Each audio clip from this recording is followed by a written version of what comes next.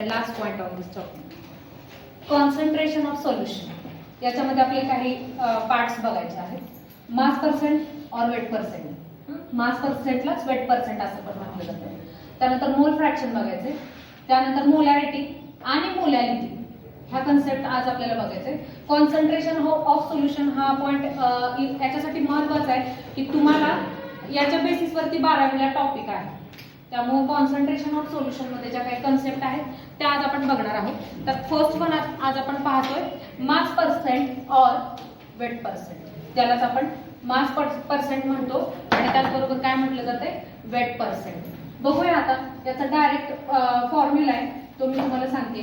मास percentage किंवा mass percent or weight percent is equal to mass of solute is equal to mass of solute divided by mass of solution. Mass of solute divided by mass of solution. percentage आहे म्हणजे into 100. यालाच weight percent और मास percent असंही म्हटलं जाते. बघा, मास of solute divided by mass of solution into 100. आता बघा ह्याच्यासाठी मी एक तुम्हाला एक्झाम्पल देते. For example 10 gram of sucrose 10 gram of sucrose dissolve. बघा 10 ग्रॅम सुक्रोज काय केले, dissolve in 100 gram of water. In 100 gram of water. So find weight percent असा क्वेश्चन तुम्हाला एक्झाम मध्ये विचारला जातो. बघा 10 gram of sucrose dissolve in 100 gram of water. तर आपल्याला काय फाइंड करायचं आहे, त्याचं वेट पर्सेंटेज फाइंड करायचं आहे. इथे आपल्या समोर फॉर्म्युला रेडी आहे. बघा 10 ग्रॅम ऑफ सुक्रोज म्हणजे हा सोल्यूट आहे, पण खाली डिवाइड कशाने करतो आपण, सोल्युशन म्हटलंय. मग हे फक्त काय आहे आपल्याला 100 ग्रॅम ऑफ वॉटर म्हणजे 10 ग्रॅम ह्या वॉटर मध्ये डिझॉल्व केलंय म्हणजे टोटल सोल्युशन किती झालं आपलं. बघा 100 प्लस 10 व्हेरी गुड 100 ग्रॅम. येते का लक्षात. बघा काय केलं आपण, 10 ग्रॅम ऑफ सुक्रोज डिझॉल्व केले 100 ग्रॅम मध्ये. आपला फॉर्म्युला काय आहे, मास of solute. Mass of solute किती दिले, 10 ग्रॅम आहे आणि डिवायडेड बाय सोल्युशन, टोटल सोल्युशनचं मास विचारले म्हणून आपण 10 प्लस 100 केलं divided by 110 into 100. so this 0 cancel of each other, cancel भेटेल 9.09%. येते का लक्षात. बघा काय केलं आपण, पहिल्यापासून सांगते. 10 gram of sucrose dissolve in काय 100 ग्रॅम ऑफ वॉटर म्हणून आपण टोटल सोल्युशनचं काय काढलं, मास काढलं. किती आलं तर 110 ग्रॅम. मग बघा 10 हे कशाचं मास आहे, सोल्यूट आहे, डिवायडेड बाय 110 ग्रॅम इंटू 100 केलं आणि आपल्याला आन्सर पुट आउट झालं. बघा अशा प्रकारचे तुम्हाला अनेक क्वेश्चन एक्झामला असे प्रॉब्लेम्स विचारले जाऊ शकतात. त्यावेळी तुम्ही हे जो काय फॉर्म्युला आहे तो लक्षात ठेवायचा. वरती सोल्यूट आणि सोल्युशन, टोटल सोल्युशनचं मास द्यायचं आणि त्याला 100 ने मल्टिप्लाय करायचं. Okay, now we will see second part, mole fraction. आता बघूया मोल फ्रॅक्शन ही काय कन्सेप्ट आहे. Suppose I have just one beaker or one tank in which two type of solution, solution A and solution B. Okay, this beaker or this tank is full with this two solution and total mole of this solution is a 4 mole. Suppose 4 mole. बघा मी काय explanation देते. माझ्याकडे एक tank आहे किंवा एक छोटासा beaker आहे, त्याच्यामध्ये सोल्युशन आहे आणि त्या सोल्युशन 2 टाइप्स आहे, ए पण आहे बी पण आहे. सगळ्या मिळून किती आहे मात्र त्याचं 4 मोल आहे, 4 मोल आहे. मग suppose A is equal to 1 mole आहे and B is equal to 3 mole. Total किती झाले मग 4 मोल झाले, होय की नाही. मग बघा आता आपल्याला काय काढायचं आहे, तर नंबर ऑफ मोल फ्रॅक्शन काढायचं आहे. मग मोल फ्रॅक्शन काढत असताना mole fraction of A firstly आपण एच काढणार, इज इक्वल टू. बघा वरती काय येणार, number of mole of A, एच मोल येणार वरती, divided by total mole. Divided by असंही लिहू शकता, mole of A plus mole of B. बघा काय केलं, अगदी सोपं आहे. टोटल किती आहे 4 मोल आहे, त्यातलं 1 मोल सपोज ए आहे 3 मोल बी आहेत. आपल्याला मोल फ्रॅक्शन काढायचं. फर्स्ट ऑफ ए चं मोल फ्रॅक्शन काढत असताना आपण काय करणार की वरती काय मोल ऑफ ए आणि mole of A plus mole of B म्हणजे टोटल मोल घेतले आपण. येते का लक्षात? मग आता हेच आपण प्रेझेंट करू शकतो. हे लाईक दॅट या सिम्बॉलला झीटा असं म्हटलं जातं. Zeta A is equal to number of mole of A किती आहे 1 आणि टोटल मोल किती आहे 1 प्लस 2 3 4 म्हणजे हे याचं मोल फ्रॅक्शन झालं. लाईक दॅट आपण बी चं पण काढू शकतोय. झीटा बी हे थोडा असं साइन आहे.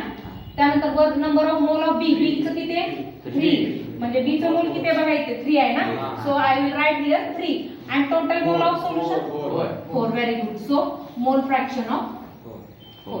I will just give an example for this. बघा ह्याच्यासाठी मी तुम्हाला एक एक्झाम्पल देते किंवा आपल्याला बुक मध्ये एक एक्झाम्पल दिले. 40 gram of NaOH 40 gram of NaOH plus 54 gram of H2O plus 54 gram of H2O याचं काय काढायचं आपल्याला मोल फ्रॅक्शन किंवा याचं तुम्हाला विचारलंय की फाइंड मोल फ्रॅक्शन. आपल्याला याचं मोल फ्रॅक्शन काढायचं. मग मोल फ्रॅक्शन काढायचं म्हटलं अगोदर ह्याचे मोल माहिती असणं गरजेचं आहे. म्हणजे NaOH किती मोल आहे. म्हणजे आता मगाच एक्झाम्पल कम्पेअर करूया. आपल्या बीकर मध्ये 2 सोल्युशन आहे.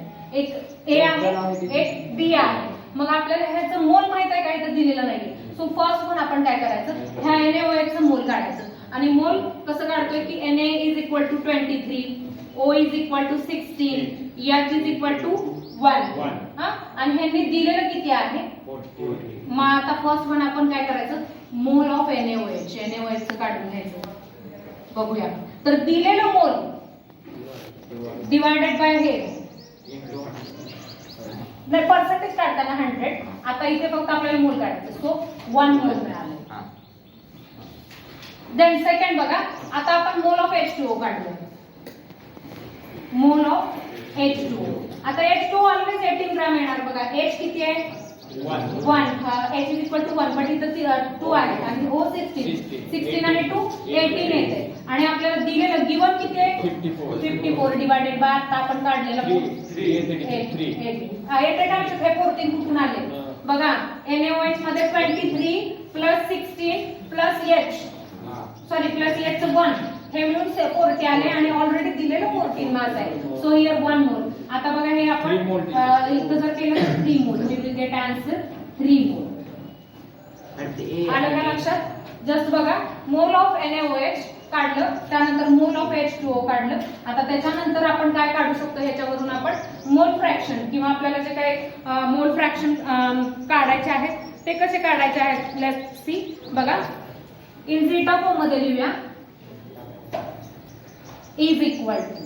आता एके बाजूला आपण NaOH चं काढूया आणि एके बाजूला H2O चं काढूया. आता आपल्याला किती मोल मिळाले 1 मोल आणि टोटल मोल किती होते 1 plus 3 4. So here we will answer get 0.25.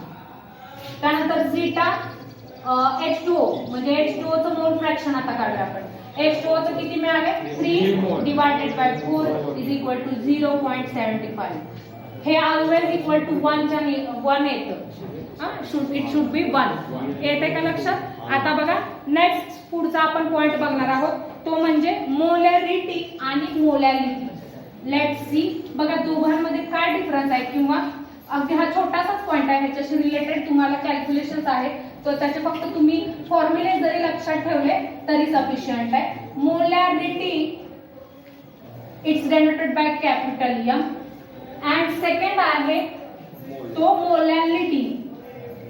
Molality it is denoted by small m. बघा इकडे पुढे मी दोघांही कंपॅरेटिव्हली तुम्हाला दाखवते कारण जर का समजा दोघांमध्ये फक्त जस्ट 1 लेटरचा डिफरन्स आहे. Here is R and here is a L.